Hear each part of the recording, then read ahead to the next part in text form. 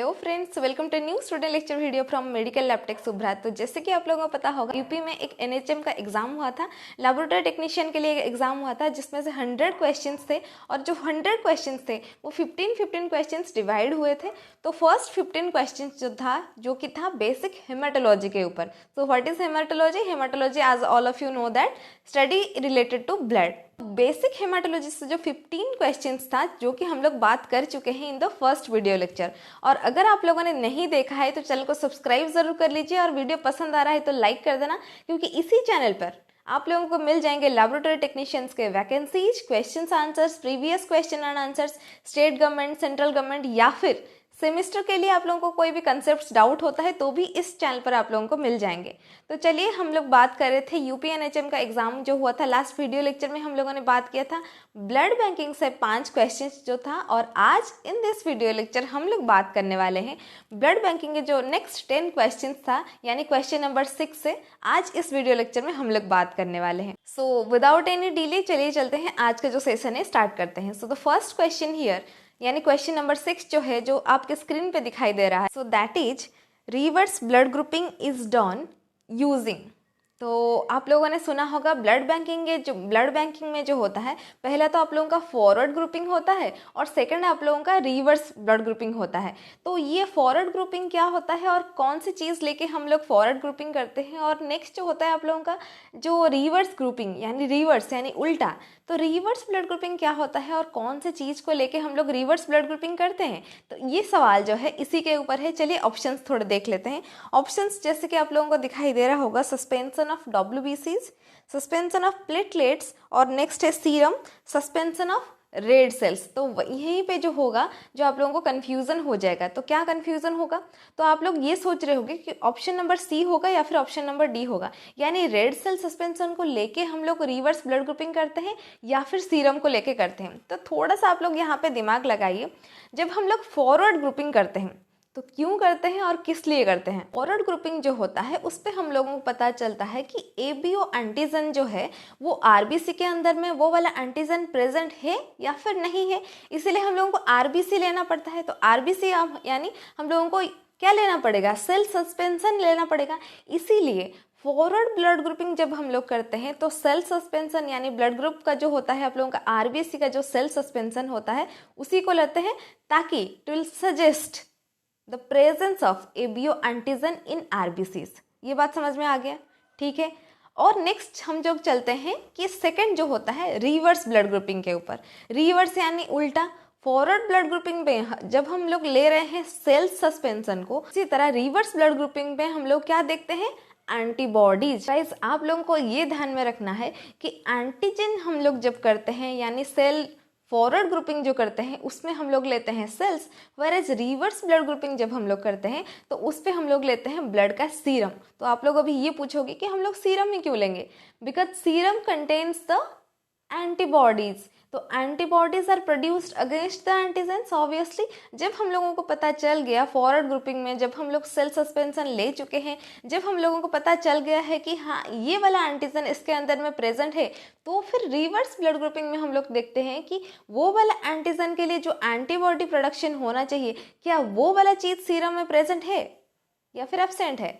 इसी वजह से हम लोग कंफर्म करने के लिए फॉरवर्ड ग्रुपिंग के बाद रिवर्स ब्लड ग्रुपिंग भी करते हैं, एंड इसके लिए हम लोग लेते हैं सीरम। गाइस, सीरम इसलिए लेते हैं because it contains the antibodies. इसमें कोई डाउट हो रहा है अगर, तो कमेंट सेक्शन में मेरे को ज़रूर पूछिए, ठीक है। तो फिर मेरे को लगता है ये वाला क्वेश्चन जो है आप लोगों को पूरा समझ में आ गया होगा। तो इस क्वेश्चन का जो है आंसर हो जाएगा option number C, that is the serum. ठीक है। क्वेश्चन बहुत ही इजी है, थोड़ा सा कंसेप्चुअल क्वेश्चन है। अगर आप लोगों को कंसेप्ट्स पता होंगे ये वाला क्वेश्चन को अच्छी तरह से कंप्लीट कर पाएंगे। तो चलिए चलते हैं क्वेश्चन नंबर 7 के पास। क्वेश्चन नंबर 7 पे है, connectivity test usually is done.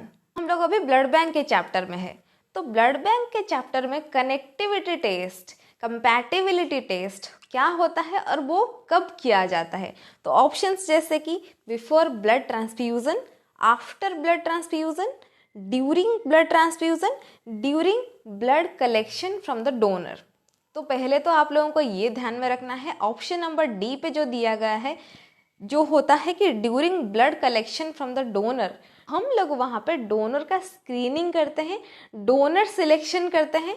एक हेल्दी डोनर का क्या क्या क्राइटेरियाज होता है ये आप लोगों को अच्छे से पता होगा, तो इसीलिए वहाँ पे तो हम लोग ये कनेक्टिविटी टेस्ट नहीं करते हैं, ठीक है। तो कनेक्टिविटी टेस्ट कब किया जाता है? कोई भी चीज होने से पहले।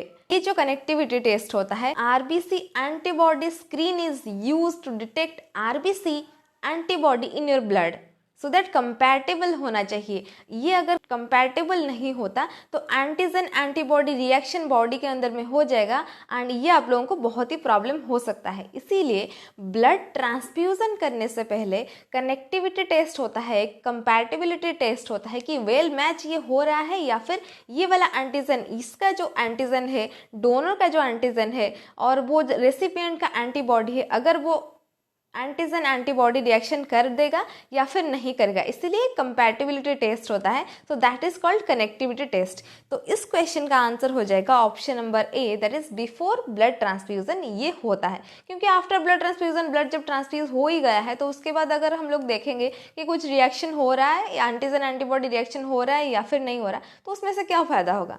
इसीलिए बिफोर ब्लड ट्रांसफ्यूजन ये सारा टेस्ट किया जाता है। Question number 8 is among the mandatory tests for the donor to avoid blood transfusion transmitted diseases, all are included except, कि मैं ऑलरेडी आप लोगों को बता चुकी हूँ कि जो ब्लड ट्रांसफ्यूज़न के टाइम पे हम लोग डोनर का सिलेक्शन करते हैं, एक हेल्दी डोनर का क्या क्या क्राइटेरियाज होता है। तो हीमोग्लोबिन होता है, उसका वेट चेक किया जाता है, उसका एसटीडीज वगैरह है कि नहीं, that is most important thing, वो भी चेक किया जाता है। STD means sexually transmitted diseases. तो यहाँ पे जो पूछा गया है कि ये जो ट्रांसमिटेड डिजीजेस हैं, ब्लड ट्रांसफ्यूजन ट्रांसमिटेड डिसीजेस हैं, जो डोनर से थ्रू ब्लड एक रेसिपिएंट को ट्रांसफ्यूजन होने के बाद जा सकता है, ये वाले जो टेस्ट मैंडेटरी कंपलसरी टेस्ट होते हैं, उसमें से ये जो 4 ऑप्शन दिया गया है, ये 4 ऑप्शन में से ऐसा कौन सा ऑप्शन है जो कि नहीं है। मतलब this is not a mandatory और compulsory test in case of blood transfusion. तो options are VDRL for syphilis, as all of you know. VDRL मतलब होता है venereal disease research laboratory, it is a specific test for syphilis, that is a sexually transmitted disease.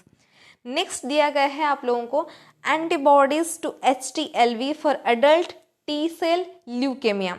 तो HTLV जो होता है ये एक human T cell lymphotropic virus, ये होता है एक HTLV वायरस होता है एक। This is a rare lymphoproliferative neoplasm of your CD4 cells plus CD25 plus T cells caused by the virus HTLV1। और ऑप्शन नंबर सी पे आप लोगों को दिया गया है hepatitis B surface antigen for hepatitis B, ये भी एक ब्लड ट्रांसफ्यूजन ट्रांसमिटेड डिसीज है। नेक्स्ट है 2 antibodies to HIV and AIDS, ये तो आप लोगों को अच्छे से पता ही होगा, this is also a transmitted disease.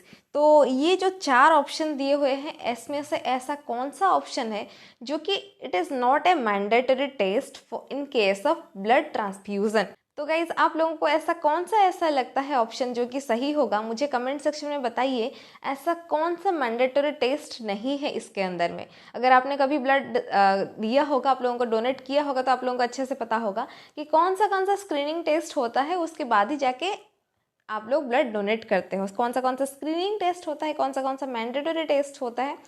तो इस क्वेश्चन का जो आंसर है वो हो जाएगा option number B, that is antibodies to LTLV for adult T cell leukemia lymphoma। This is a neoplasm case, this is a lymphoproliferative, this is a rarest case. और उसका जो है एंटीबॉडीज HTLV जो virus होता है उसके against में जो एंटीबॉडीज हमारे बॉडी में प्रोडक्शन होते हैं, इस टेस्ट ये वाला स्क्रीनिंग इज नॉट मैंडेटरी। ठीक, मुझे लगता है ये वाला क्वेश्चन का आंसर आप लोगों ने अच्छे से समझ गए होंगे। ठीक है, तो question number 9 is which of the following is not a reason for permanent suspension of blood donors. तो ऐसा कौन सा रीजन इस 4 ऑप्शन में ऐसा है जो कि एक रीजन नहीं है कि एक डोनर अपने मतलब लाइफ लॉन्ग में वो ब्लड डोनेट ना कर सके, मतलब परमानेंटली उसको सस्पेंड नहीं किया जा सकता है। ये जो इस 4 ऑप्शन में से ऐसा कौन सा ऑप्शन है जो कि इज नॉट ए रीजन। ठीक है, तो ऑप्शन जैसे कि first option is recipient of clotting factor concentrate. Option number B is intravenous drug abuse. Option number C is rape victims. Option number D is gay और bisexual mail. सो 4 option आप लोगों के सामने है. मुझे ये बताइए ये 4 ऑप्शन में से ऐसा कौन सा आंसर जो है वो is not a reason for permanently suspending any blood donor. तो recipient of clotting factor concentrate, intravenous drug abuse जो कि अब मतलब कंटिन्यूसली ड्रग ले रहा है वो, या फिर रेप विक्टिम्स, या फिर बाइसेक्सुअल मेल. तो ऐसा कौन सा ऑप्शन जो है आप लोगों को सही लगता है? तो इस क्वेश्चन का आंसर क्या हो जाएगा? This option number C, that is rape victims. ये मतलब आप लोगों का एक रीज़न नहीं होना चाहिए for permanently suspending any donor, ताकि वो लाइफ लॉन्ग में कभी ब्लड डोनेट ना ही कर सके. ठीक है, ये एक ऐसा मतलब रीज़न नहीं है. तो इस क्वेश्चन को देखने के बाद हम लोग चलते हैं क्वेश्चन नंबर 10 के पास. 10 जो है, the question is ABO antigen first can be seen. तो एबियो एंटीजन जो है वो फर्स्ट कौन से स्टेज में, किस कंडीशन में दिखाई देता है? So the first option is at the age of 15 to 17 years, at the age of 2 to 3 years, at birth, in the 6th week of the intrauterine life. तो अगर आप लोगों ने कभी पढ़ा होगा, आप लोगों को याद होगा कि ये जो एबियो एंटीजन होता है, ये जो एंटीजन होता है ये क्या होता है ना, ये मदर्स के ऊम्ब से ही स्टार्ट होने लगता है, या फिर एट बर्थ वहाँ पर डेवलप होता है, या फिर आफ्टर 2 to 3 ईयर्स ये डेवलप होता है, या फिर इन टीनेज ये दौड़ा करके ऐसे ही डेवलप होता रहता है. तो आप लोगों ने अगर मतलब कहीं पे भी अगर आप लोग गए होगे OG डिपार्टमेंट, आप लोगों ने देखा होगा डिलीवरी होने के टाइम के बाद फर्स्ट जो बेबी बर्न होता है उसके बाद उसका ब्लड ग्रुपिंग टेस्ट किया जाता है. तो इसका मतलब पैदा होने के बाद उसका तो होता ही है, ये आप लोगों को पता है. यानी ऑप्शन नंबर ए और ऑप्शन नंबर बी जो है ये दोनों नहीं होंगे, ये आप लोगों को पता चल गया है. ठीक है, कैसे पता चला? क्योंकि जब ही पैदा होता है उसके बाद ही हम लोग टेस्ट करते हैं, तो उस पर तो रहता ही है, तो इसीलिए तो वो ये डेवलप नहीं होता है इन आर लाइफ लॉन्ग. ठीक है, तो ये क्वेश्चन आता है कि ऑप्शन नंबर सी होगा आंसर या फिर ऑप्शन नंबर डी होगा. यानी बर्थ के कंडीशन पे ये डेवलप होता है या फिर इन इंट्रा यूटेराइन लाइफ ये डेवलप हो जाता है. तो गाइज आगे ऐसे क्वेश्चंस आएगा, मैं आप लोगों को बता दूंगी कि एबियो एंटीजन जो होता है वो मदर से बेबीज को आता है. तो इसीलिए ये जो एबियो एंटीजन होता है in the 6th week in the intrauterine life, ये होता है develop in the mother's womb. जब आप लोग पैदा ही नहीं हुए होते हो, जब आप लोगों का थोड़ा स्टेजेस डेवलपमेंट होता है, आप लोगों का थोड़ा ऑर्गन्स का, उसी टाइम पे इन द 6th वीक, यानी अगर एक महीने में आप लोगों का 4 वीक्स होते हैं, यानी 6 हफ्ते जो होते हैं, एक महीना और 15 डेज के बाद या फिर 14 डेज के बाद आप लोगों का क्या हो जाता है, स्टार्टिंग होने लगता है आप लोगों का. आपका कौन सा ब्लड ग्रुप होगा तब से ही तय है.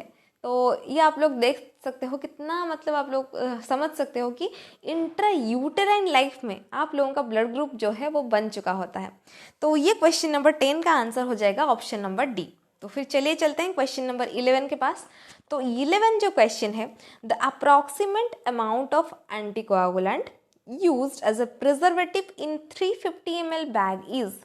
क्वेश्चन का आंसर मैं बिल्कुल नहीं बताऊंगी, क्योंकि लास्ट वीडियो लेक्चर में भी ऐसा क्वेश्चन था, मैं बताई थी. उससे पहले भी जब हम लोग practice paper, sample paper practice कर रहे थे तभी भी मैं आप लोगों को बताई थी. और आप लोगों ने भी, बहुत बच्चे ऐसे हैं जो कि इसका कमेंट किए हैं कि इस क्वेश्चन का आंसर कैसे होगा, उसका कैलकुलेशन करके भेजे हैं. मुझे बहुत ही अच्छा लगा. मैं मतलब नाम रिकॉल नहीं कर पा रही हूँ, लेकिन बहुत सारे स्टूडेंट्स ने जो है इस क्वेश्चन का आंसर दिया है विद कैलकुलेशन. मतलब वेरी मच थैंक यू, आप लोग मतलब इतना याद रख रहे हो. तो इसमें क्या हो जाएगा, जैसे कि अगर मैं सिंपल वे में बता दूं, अगर आप लोग पहली बार वीडियो देख रहे हो तो आप लोगों का होता है क्या, 100 ml का ब्लड बैग में आप लोगों का अप्रॉक्सीमेट जो आप लोगों को कैलकुलेशन करने के लिए हेल्प होगा, तो आप लोगों का होता है 14 ml आप लोगों का रहता है एंटीकोआगुलेंट. तो ऐसे ही अगर हम लोग कैलकुलेट करेंगे 100 multiplied by 3 is equal to 300 ml का अगर ब्लड बैग हुआ तो हमारा कितना हो जाएगा, 14 इंटू 3 42 हो जाएगा ऑब्वियसली. तो वैसे ही 350 ml यानी एक्स्ट्रा 50 ml तो उसमें क्या हो जाएगा ना, वो हाफ हो जाएगा। तो 42 + 7 = 49 ml हो जाएगा, अगर हम लोगों का कैलकुलेशन सही है। लेकिन यहाँ पे ऑप्शन दिए हैं 50, 100, 20 एज वेल एज 10 और एवरेज है 50 दिया है। तो इसीलिए हम लोग बिना देखे हुए option number A that is 50 ml को चूज कर लेंगे। ठीक है, तो ये हो जाएगा इस क्वेश्चन का राइट आंसर। तो चलिए क्वेश्चन नंबर 12 के पास। 12 जो है, RH antibodies are generally related to which type. तो यही क्वेश्चन का मेरे को इंतजार था, मैं आप लोगों को बताने वाली थी कि RH एंटीबॉडीज जो होते हैं, antibodies immunoglobulins are also antibodies, right. तो इसीलिए तो ऐसा कौन सा इम्यूनोग्लोबुलिन है जो कि RH एंटीबॉडी उसके अंदर में इंक्लूड है, दे आर रिलेटेड है। तो RH एंटीबॉडी जैसे कि मैं आप लोगों को बताई हूँ, इनहेरिटेड तो पूरा नहीं बता सकती कि आप लोग ऐसा बताएंगे कि हाँ मदर का जो ब्लड ग्रुप है तो सेम ब्लड ग्रुप तो बेबी का नहीं होता है। लेकिन तो RH फैक्टर जो होता है ये एक इनहेरिटेड प्रोटीन है, found on the surface of RBCs। तो RH फैक्टर जो आप लोग बोलते हो ना, RH पॉजिटिव हो गया इसका, RH नेगेटिव हो गया इसका, तो ये एक प्रोटीन है जो कि RBC के सरफेस के ऊपर प्रेजेंट रहता है। अगर किसी ने बताया है आप लोगों को, अगर आप लोगों को पता है कि आपका RH पॉजिटिव ब्लड ग्रुप है, इसका मतलब वो वाला जो प्रोटीन है वो आपके RBC के ऊपर बैठा है on the surface of the RBCs। अगर आप लोगों का RH नेगेटिव है, इसका मतलब ये वाला जो प्रोटीन है आपके RBC के ऊपर बैठा नहीं है। ठीक है, आप लोगों को समझ में आ गया होगा RH फैक्टर होता क्या है।